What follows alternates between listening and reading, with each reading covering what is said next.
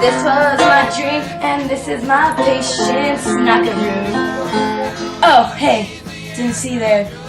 I'm a nurse, Nurse Sandra D. Lana. You're probably wondering how I got to this journey of my life, how I achieved this career. Well, if we go back 10 years, I can show you my quest and how I became fortunate enough to be able to take care of young souls like this. So let's go back 10 years.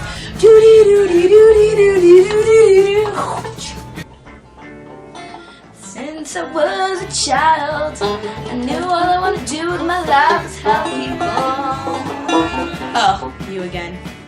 Now, as my journey continues on, the first thing I had to do was enter a school to learn about nursing and such.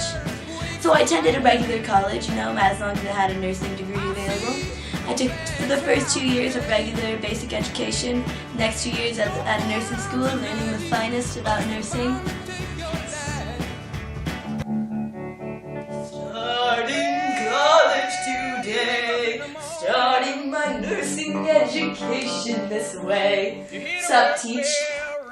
Well, today in class, students, we will be talking about a certain organ. I have brought in an example here that we will talk about. Now, what pumps the blood in the human's body?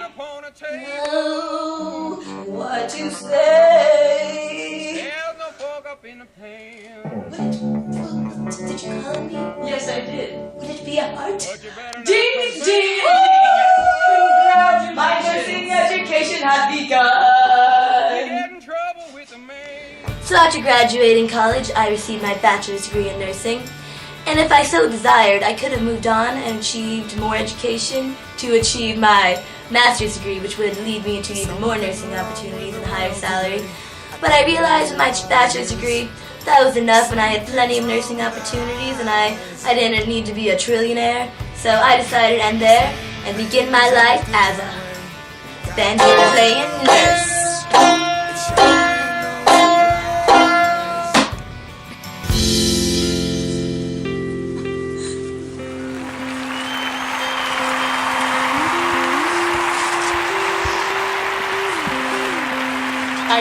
I hereby grant you a bachelor's degree in nursing.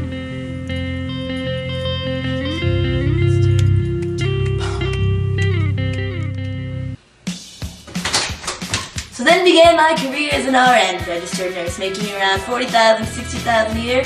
I was well on my way to life. How you doing, patient?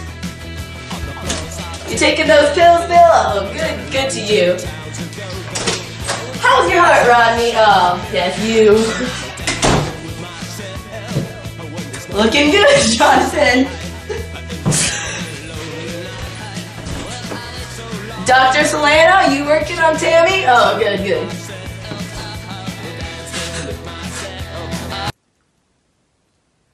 It's time to transplant this spleen. Breathe in. There's something wrong with her heart. Is there, doctor? There is. We need to get into her spleen and put a new one in. That seems like the only reasonable explanation. Exactly. You're going to need to sedate her.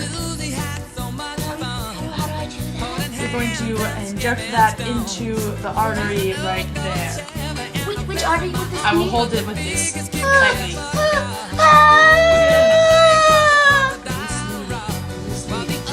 How was that?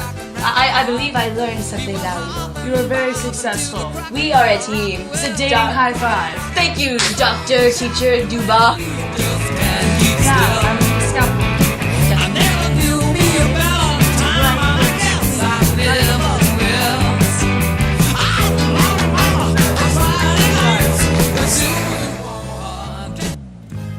Alright.